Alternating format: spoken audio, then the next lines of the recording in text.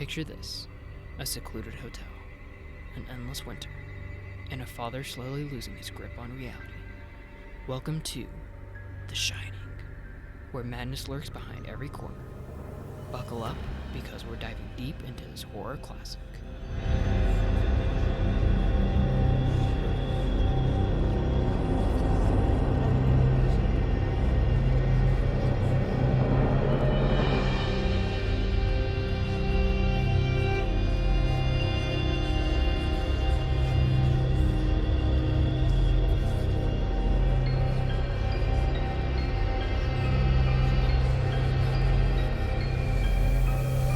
Hey there, movie buffs and TV junkies. Welcome to the DriveNChat podcast, the show where we roll out the red carpet for all things film and television.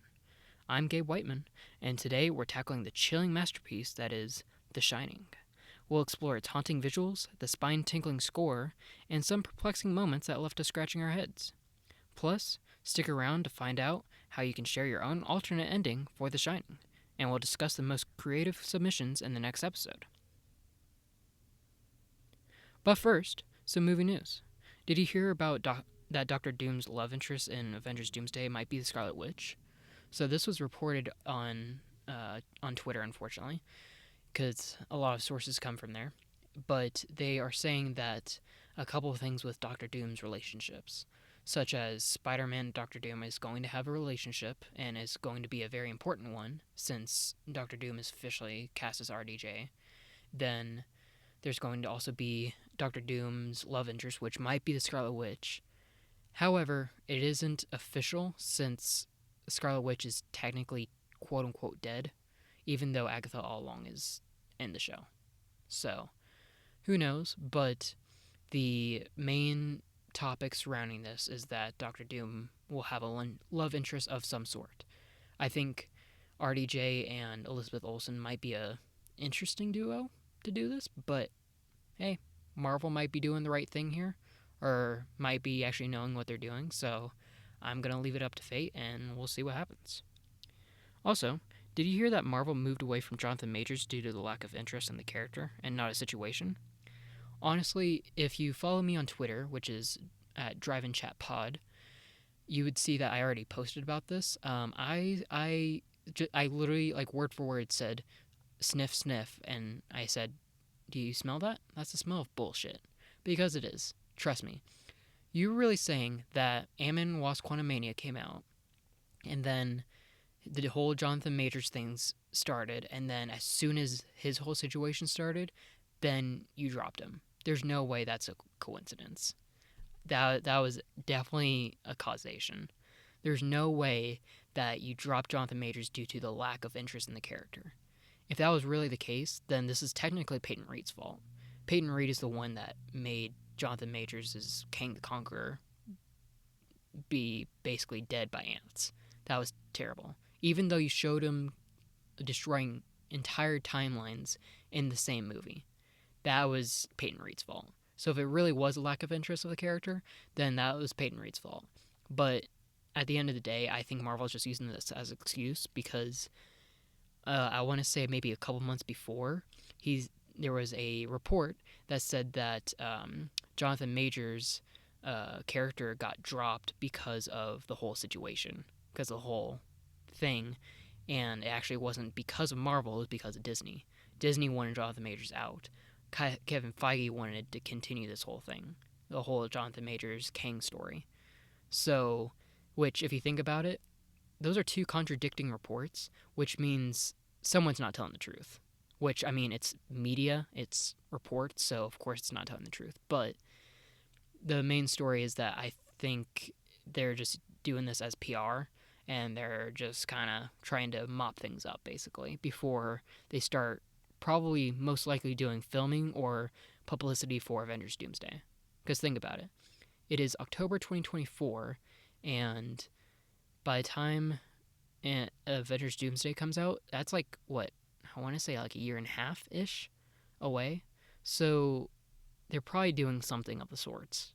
Honestly, there's a chance that they might be even filming right now. So I feel like they're just doing PR to clean all this up. But hey, that's just what I think about it. What do you think about it? Were these good calls or not? let me know both on Twitter and Insta at DriveNChatPod, which is DriveNChatPod at DriveNChatPod. Okay, let's get right into the heart of The Shining. Right off the bat, the intro scenery is captivating, setting the tone for the eerie tale to unfold. Like, it was a big part of the film because a lot of the film. So, for those of you who haven't watched The Shining, the film does have a lot of scenery in it. It's a lot of exterior shots, so it is a lot of like seeing the actual hotel. It's seeing the forestry and like the drive and everything. But that's how. But how the movie opened up was Jack Torrance, which is the main character of the movie, is driving his whatever it was station wagon, and it was just him driving literally up on the mountains. And so it was a lot of intro scenery, which I thought was actually pretty nice. I like scenery shots, and especially where they filmed it. I don't know exactly where, but it does captivate where it could have been, and I'll get more into that later. And who knew that Timberline Lodge was the exterior location? It adds a layer of realism that heightens the film's tension.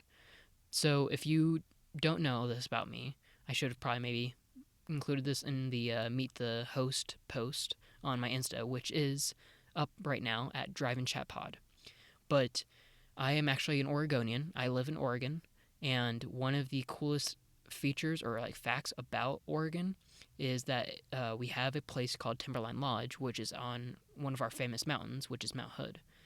That Timberline Lodge, that place, is an actual cabin and was used for the exterior shots of The Shining, which is pretty cool. So if you're ever in Oregon and you go up to Timberline Lodge, there will be a gift shop with a lot of The Shining stuff. So be prepared. Now, the flashback scenes, especially the one with Danny in the blood elevator, are where things get really wild. That was a huge, like, what the fuck moment. So there will be a section of this episode that will be at later that is like dedicated to all the unanswered questions, but this was maybe like one of the biggest ones was the blood. Like, don't get me wrong, that was a very creepy and horror moment. Just like the flashbacks of I honestly I don't think anybody was there. It was just literally a flashback or maybe a flash forward question mark of just literally the hallway with the elevator doors at the end, and it just opens and just like literally gallons and gallons and gallons of blood just pour out and like basically take all the furniture with it, like the chairs, the sofa. Like, that was such a huge moment. Like, that was such a creepy moment and such a horror moment to the point where it's like, what is happening? And especially with that being just like a horror like flash forward maybe question mark. Yeah, that's insane. That's really insane. And then there's Danny's creepy interactions with the twins that really send chills down your spine. Like, dude, you ever hear the saying of, "Oh hell no"? Yeah, that was one of those scenes. Like, whenever the twins popped up first, because like I knew they were gonna pop up eventually, but when they first popped up, I was like, "Oh hell no, no, nope, get away." And of course, I was like watching the movie, and yeah, the girls were saying like, "Come play with us." Oh, nope, you can play by yourself. Sorry, no, you can go into a corner. I don't want to play with you. You're evil. You're evil. And let's not forget about the music. Those ominous sounds create an atmosphere that lingers long after their credits roll. And we can't forget about Jack Nicholson. Jack Nicholson delivers a stunning performance as Jack Torrance, portraying the slow descent into madness. His transition from an annoyed husband to a full-on menace is terrifying. Like, I will say that's maybe like a con that I did have with the movie but didn't write down per se, is his transition into madness. Like, it did happen, but the way that they edited it and filmed it kind of made it seem like it went by fast. Even though technically I think the whole span was like a month and a couple weeks. It just, the way they edited it, it made it seem like this happened like the next day, you know? So maybe, like, we're not into the whole like downside of this movie yet, but I would probably maybe put that as one. But anyways, back to the whole Jack Nicholson. He delivered an insane performance. Seriously, especially like with the scenes where he's just like typing on his typewriter, and he's literally, and there will be some scenes where he's just like sitting there with like just a blank, creepy face, and just like sitting there, just like almost like staring at his typewriter in like a possessed way. Like it is insanely good how he did this, especially with, of course, the most famous scene of all time, like the "Here's Johnny," like that scene. Yeah, dude, he did a good job with this movie. His acting was like top notch. If there's anything that I would have to like really like be impressed about, it is Jack Nicholson's acting in this movie. He did a good job. Don't get me wrong, I think the other actors and actresses in this movie were good too, but Jack Nicholson carried this. He might have like actually gone on, because I've never seen The Shining before, so I think he actually might be on my like top villains and top antagonists of all time. But maybe it's just me riding on the hype for this movie, but I don't know. We'll give it some time and see if he's still on the list. But the way the film unfolds day by day adds to the suspense. But I did feel the editing left some pivotal moments, like the famous "Here's Johnny" scene, lacking the punch that they could have had. So, like I said earlier, there was the famous "Here's Johnny" scene, and which is cool because I've never seen The Shining before, but even I know that scene. Everybody knows that scene. But the problem was that it just seemed like it was cut abruptly, like because that was when Dick Halloran, the chef, I want to say he was, the chef was coming in and was checking out the hotel to make sure Danny and and the wife is okay, because he knew that evil was happening, and so he was in the hotel saying hello, hello, and then it's just weird because at the same time, Jack Nicholson was in the room and he was like, "Here's Johnny." And then, literally, as soon as he said that, he hears Dick and he gets his face out of the door and he's like looking around and walks downstairs to go kill Dick. I'm like, what? Like, you see the problem with this movie, or you see the problem with that scene, right? Like, you would think that since he was like, "Here's Johnny," he would finish breaking down the door and then ultimately kill her. But no. Like, it just seemed like it was very cut, like very just abruptly interrupted, to the point where, I don't know. It's almost like the director was like, "Hey, this is very obvious that she's gonna die. There's no way she can escape this, since, she's too big for the window, since the window's stuck." And then someone probably like pitched in and was like, "Hey, what if we just had Jack Nicholson just go off screen?" Like, I don't know, it just seems so lame, but I don't know. I feel like they could have probably done that scene better. However, not everything hit the mark. Credits rolling from bottom to top, kind of tacky, even for the 80s. And I was left wondering about some plot points. Is Lloyd the bartender real, or just a figment of Jack's imagination? How could Jack be drunk, quote unquote, if Lloyd isn't even real? The May scene, while visually stunning, felt a bit stretched, and I think Dick Halloran's character could have been utilized better instead of being just a casualty. At the end of the day, The Shining is undeniably good, but it raises more questions than it answers. What was up with that confusing ending, right? Jack freezes to death and we're left pondering his strange connection to the hotel's past? The editing and scene placement sometimes diluted the suspense they worked so hard to build. Now, let's shift gears and dive into a fascinating part of The Shining: the unanswered questions and theories that have puzzled fans for decades. With its complex narrative and eerie symbolism, there's so much to unpack. I've formulated some of my own theories, so let's explore the mysteries of The Shining together. Okay, so let's start with the first and probably one of the biggest unanswered questions from the entire movie. How is Jack in the photo that was labeled as a timestamp of 1921? So there is an answer to this, and I actually did some research myself, so it isn't entirely my theory, but the theory that was provided does kind of make sense, but I don't like it.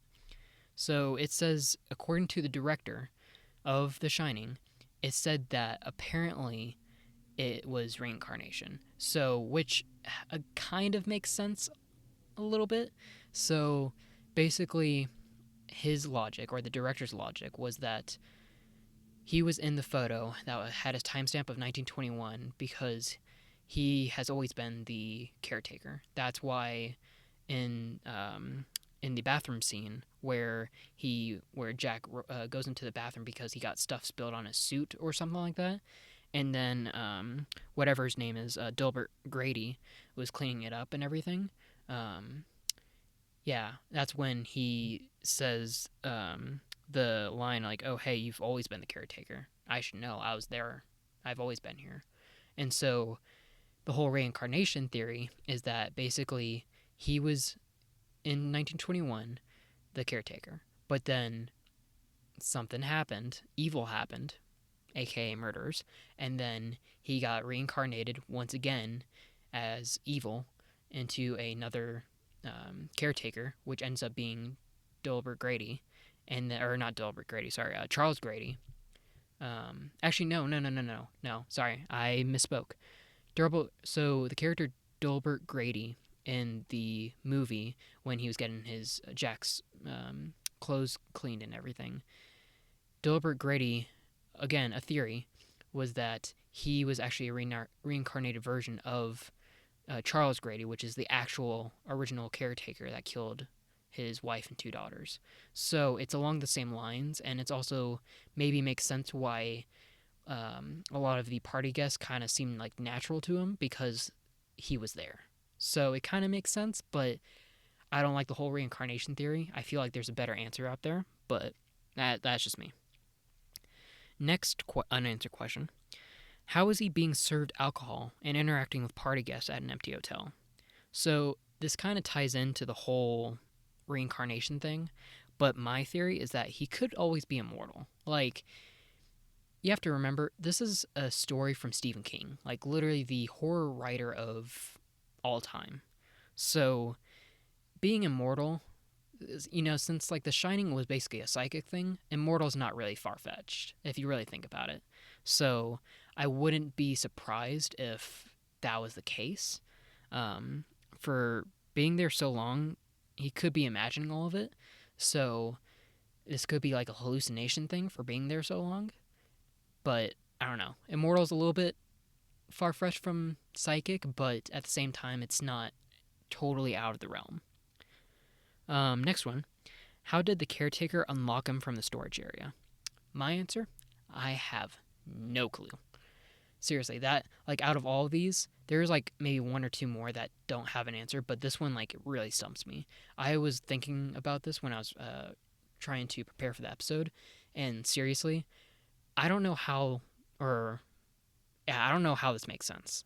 Seriously, I don't know how he got, because Jack had literally a broken ankle, and he was just like, "Oh hey, no, I'll kill my wife and I'll kill my kid. Don't worry, they'll join me." And while he's talking to I guess the spirits of Dilbert Grady and I think somebody else, and then all of a sudden you hear the storage room or the pantry room being unlocked. It's like, how? How you cannot tell me it was the ghost slash spirits of Dilbert Grady? There's no way. There's no way. So honestly, I really don't have an answer for that. Next one. What did Dilbert Grady, which is sorry, I'll repeat that. What did Charles Grady mean when he said to Jack, "You've always been the caretaker. I should know. I've always been here." So I kind of already talked about this in the first one.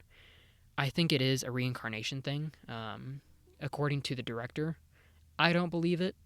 I don't think that it's reincarnation. However, it does, when you think about it, it does make sense.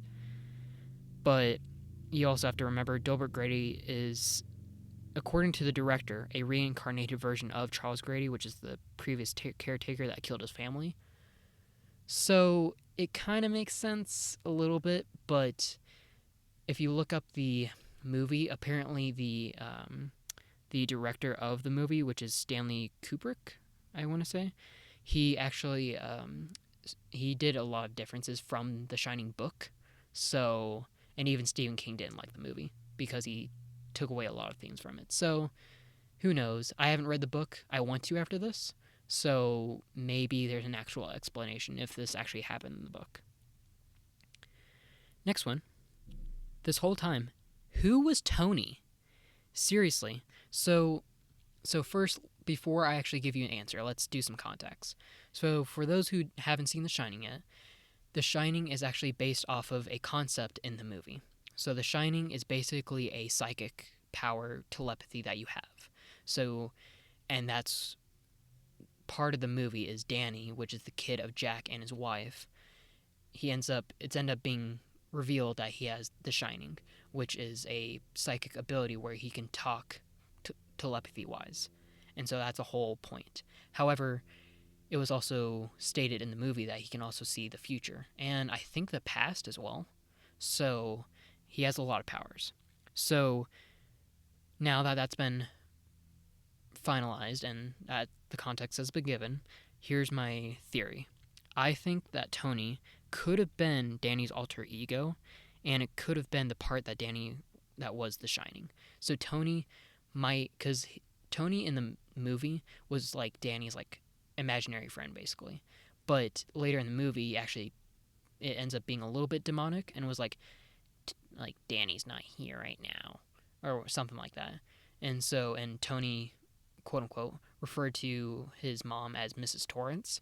So I think Tony could have been the part that was The Shining, and I think that's why Danny was kind of spooked when he gets flashbacks and everything. So, and it kind of makes sense if you think about it, because it could be why Tony, quote unquote, took over Danny for part of the film, and why he was saying red rum the entire time, which was because Tony, quote unquote, knew that there was a murder that was going to happen, which was Jack trying to kill Danny and his wife. So it kind of makes sense to me. So I will say at the same time, since this is just a theory, it still bothers me that there's not an actual answer on who Tony was, but this is what we get. Next one. What's up with the paper that Jack was typing? All work and no play means Jack is a dull boy. My answer to this, I seriously don't know. It might have just been there to add the creep factor, and I don't know if there's really an explanation for it. I don't think there's an answer for it. I think it's literally just to add the creep factor, because literally all that happens is Jack comes in from the shadows and is like, do you like it? Or whatever, or like, what do you think? And then it just gets really creepy. So, yeah, I don't really have an answer for that other than it just adding a creep factor.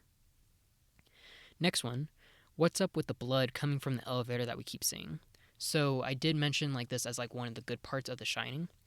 My answer and my theory, I think this could be the amount of blood that was produced from the murders of the original caretaker and his family, which was Charles Grady, his wife, and his twin daughters.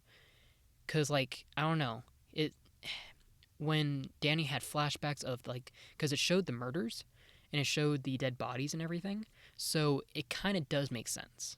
So, with the amount of blood that it showed, it could have been how much blood was produced from that. So, because Danny does have The Shining, so he can see the future and the past. So, who knows? Maybe that was actually the future. We don't know. We don't know. And the last question. What was up with room 237? And what I mean by that is, who was the lady in room 27? Like, what's up with the entire situation?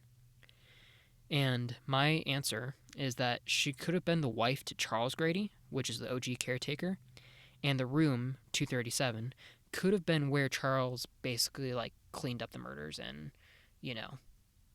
ended his life. So that could have been why the room 237 was so important, was because that's where because when Jack was in the beginning of the movie, the hotel staff told Jack what happened with the original caretaker, and they said specifically that Charles Grady like stacked up the bodies. So there's a chance that room 237 is where he basically stacked them up and cleaned up and everything, and did the final blow. But I don't know. That could be just a theory, but who knows? Those are some of my intriguing theories, and it's clear that The Shining is packed with layers just waiting to be explored. But amidst all the confusion and suspense, there's always that one moment that stands out. Let's take a closer look at the golden moment of this film, what truly defines The Shining and leaves a lasting impression on us. The real kicker, though, is the famous scenes. It's actually between two, which is the golden moment, which is the scene of room 237 and the scene of the blood elevators. Honestly, both scenes are just tied for the golden moment due to how horrific they are and how creepy and psychological they are. Seriously, when you go into room 237 and you just see this creepy woman in a bathtub and she gets out and basically turns into this zombie thing, it is so creepy and lines up with the whole like Halloween horror aspect. Same with the blood elevator, as like it's because it's dead silence, and then all of a sudden you just see the elevators open and you can hear just the crashing waves of blood, with it taking like all furniture away. It just shows you how much blood there was, and even though it's speculated on what the blood is, it is that and room 237 scene is probably two of the best scenes and two of the best golden moments of this entire film. So, what's the takeaway? The Shining is a masterclass in horror, despite its confusing plot points and moments that left us scratching our heads. I'm giving it a score of